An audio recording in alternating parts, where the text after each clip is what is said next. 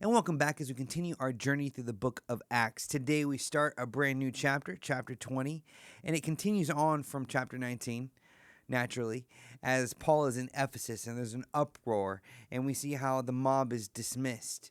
We continue the story in verses 1 through 6, and we're going to read a portion of scripture, pull out a timeless truth. Let's dive in.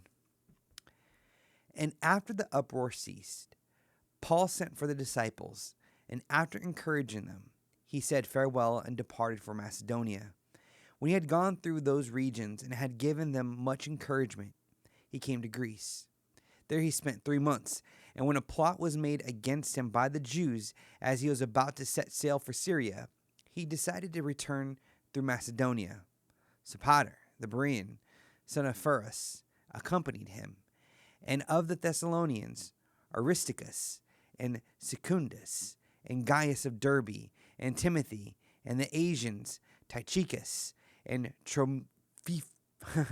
Trophimus. They went on ahead and were waiting for us at Troas. But when we sailed away from Philippi, after the days of unleavened bread, and in 5 days we came to them at Troas, where we stayed for 7 days. Thank you for having grace with me as I'm pronouncing Greek names. I appreciate it.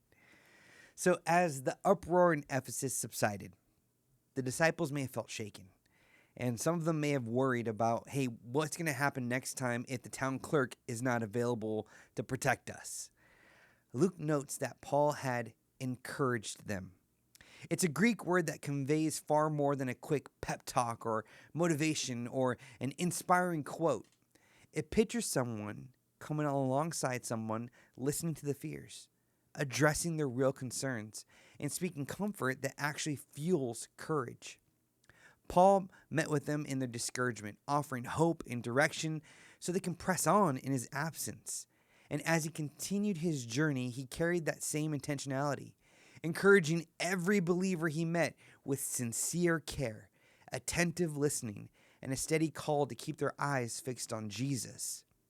This kind of encouragement requires intentionality, patience, and a willingness to meet people where they're at and to know where to meet them spiritually, but also emotionally. Though Paul was known for his intellect, his boldness, and passion for Christ, he was not above slowing down to invest in others. Luke records that Paul had given them not just encouragement, but much encouragement. A ministry of presence and words that spanned 3 months. Remarkably, Paul poured himself into others even when he himself may have needed encouragement, especially after facing the threats, enduring hardships, and being far from home.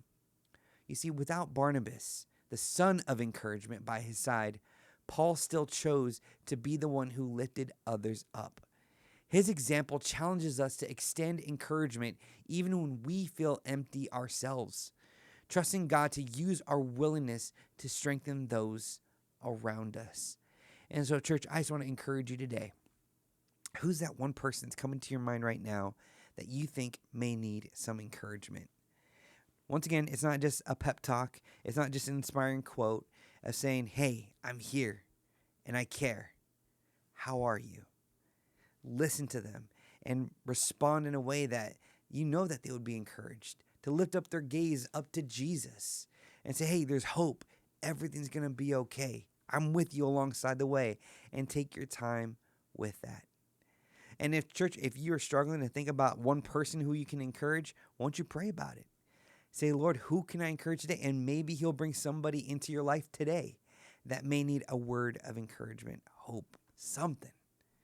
Be a conduit of his grace. God bless.